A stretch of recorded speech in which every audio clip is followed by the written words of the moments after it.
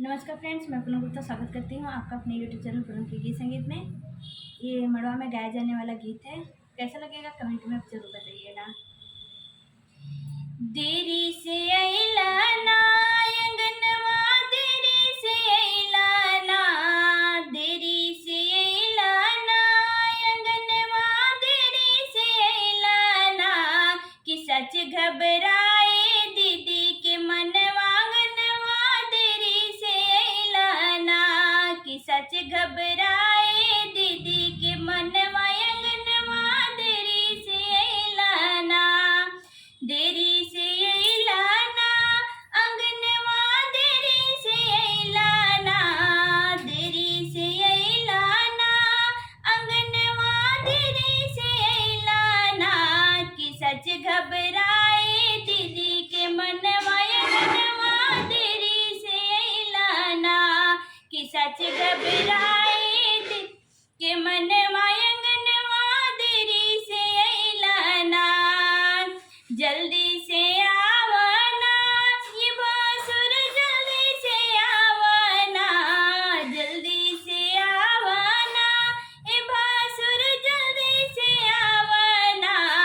काहे टूटल लैला कंगनवा, भासुर जल्दी से आवना, काहे टूटल लैला कंगनवा, अंगनवा देरी से आवना, देरी से आइल गलती माफ हो जाई, देरी से आई गलती माफ हो जाई, माना मुताबिक गहना दीदी के चढ़ाई बा, माना मुताबिक गहना दीदी के चढ़ाई, टूटल लिए लाना कंगनवा, टूटल लिए लाना, टूटल लिए लाना कंगनवा, टूटल लिए लाना, इज्जत लिहला सबके समनवा, अंगनवा देरी से अइला ना,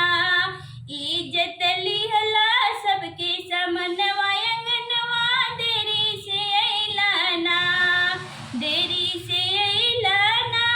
अंगनवा, देरी से अइला ना, देरी से अइला ना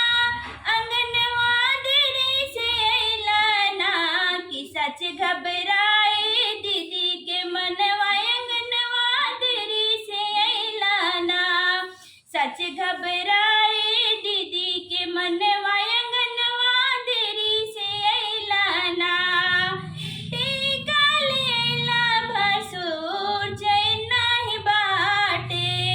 टीका लेला भसुर चैन नाही बाटे, पायल बा छोटा दीद के पाव में नयाटे, पायल बाटे छोटा दीदी के पाव में आटे, फिर से लियावना गहनवा दूसर लियावना, फिर से लियावना गहनवा दूसर लियावना, कि नाही चली कौनो बहनवा, देरी से अइला ना, नाही चली कौनो बहनवा, गहनवा दूसर लियावना, देरी से अइला ना